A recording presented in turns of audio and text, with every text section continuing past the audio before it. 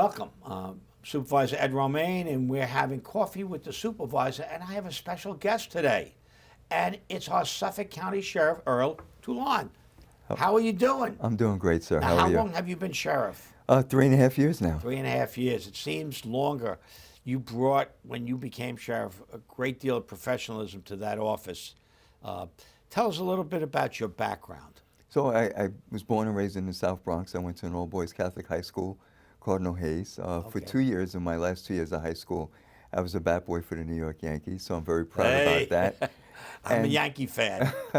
And I went on to receive an associate's degree in a community college and then followed in my father's footsteps and into the New York City Department of Correction in August of 1982. Wow. And you rose through the ranks. Rose to the ranks. I retired as a captain and then came back actually 10 years later as a deputy commissioner of operations. Wow. So I spent 25 years of my law enforcement career with the New York City Department of Corrections. So you know something about corrections. Yes, sir. And that's essentially the sheriff has two types of people working for them. Correction officers, which make up the bulk of the people that work for the sheriff's office, locking up the bad guys and putting them away in a jail, not a prison. Right.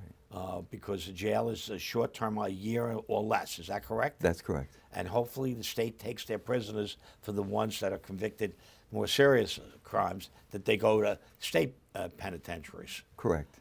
And the other part is the civil part of the sheriff's office, the deputy sheriffs. Right. So if you are a landlord and you need someone evicted, although evictions are not allowed now, your guys would handle that. If you need to serve a judgment or something of that nature, you guys would handle that. What are the other civil things that the deputy sheriffs do? You know, some of the other functions is we issued a pistol licensing for the five eastern towns, right, in Suffolk County.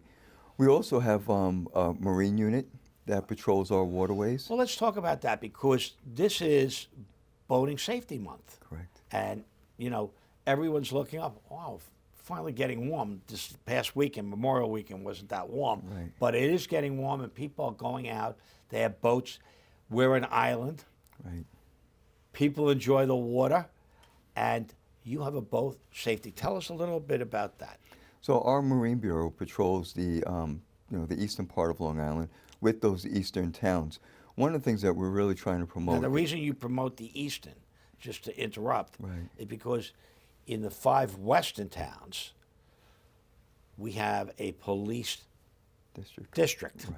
It's not Suffolk County Police doesn't cover all of Suffolk County. Right. It only covers the 5 western towns, and they have a Marine Bureau.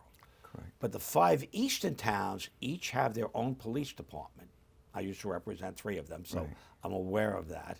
And you provide the Marine Patrol for the 5 eastern towns. Correct. And whether there's a plane crash, whether there's a boater that may be in distress that's out in the water, or a boat that may be inoperable, we're looking to help. One of the things that we're trying to do this month is really promote boater safety, especially those that are drinking and boating. And so, we've partnered with Gina Leineck. Tragically, she lost her daughter, Brianna, Yes. in 2005. And so we want to assist her in promoting boater safety. And the law that she had passed, Brianna's law, which went into effect January 1st of 2020, is pretty much going to ensure over 1 million boaters by 2025 will have to go through a boater safety course. That's so important that people, you get a boat. They say the best day for a boater is the day he gets his boat, the day he sells it, because it's a lot of work. But obviously, it's more than a lot of work. It's a responsibility to operate that boat safely and carefully because there's other boaters out there, and not to be drinking and boating.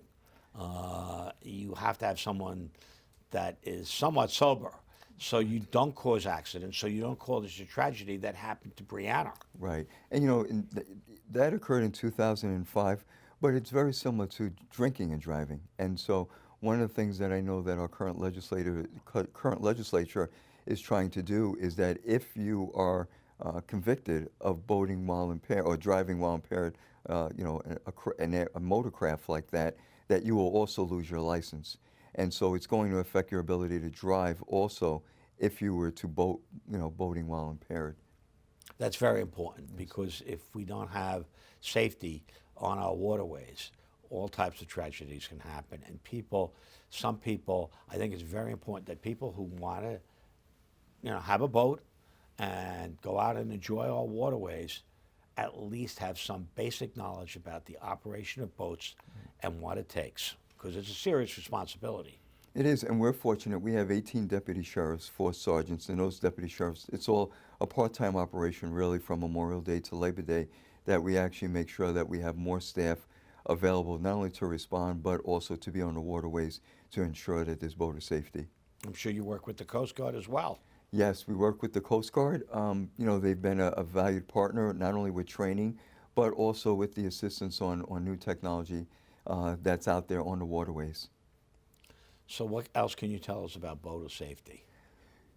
Outside of the boating while impaired is one of the biggest things. We ask people to be responsible when they go out. If you're going to, operate a craft, don't drink. That's the biggest thing we can say, because we have plenty of room in our jails, and we will be happy to accommodate you if you, violate the law. I think that's a good deterrent. People should, if not for their own safety and other people's safety, at least realize that there's a penalty if you break the law and you drink while boating. The other thing I would say to people, if you go out on a boat by yourself, or even with a friend, tell someone where you're going. Right. So because you read it all the time, that someone goes out and they don't come back because the boat springs a leak or something like that, or it stalls out and they're in the middle of the water, there's no one there, and their cell phone doesn't work. Tell someone where you're going and when you should be back. Have a plan so if you go out and you don't come back in a timely fashion, they can call the sheriff's office. Right. And some simple things, and I'm not a boater myself, but what some of my friends have told me, ensure, 1, you have enough gas. 2, your equipment is operable. Make sure you have life preservers for everyone that's on a craft, and those that are not proficient swimmers, or even ensure that they can get to them in case of an emergency. Some are really the basic things that you can ask anyone that's operating that craft and responsible for taking any friends and family out to be more responsible. Life preserver is absolutely critical, because even if you can't swim, you can stay afloat. Exactly. And dog paddle your way back to something. Right. Because most of our waterways, unless you're out in the ocean, they're not that deep, and at some point you can reach land. Right. Test your communications on your vehicle so that you, in case there is an emergency, you can at least reach out if there is some sort of distress. Great. Yeah. So, well, thank you for coming in today. I really appreciate it. Boater safety is very critical, and a lot of people would be surprised if they looked at the sheriff's office and they said, really, boating safety?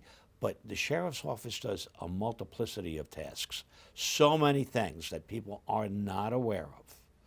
And you're a state constitutional officer. Yes, sir. Yeah. So it was a pleasure having you. Thank you. Thank you. Thank you.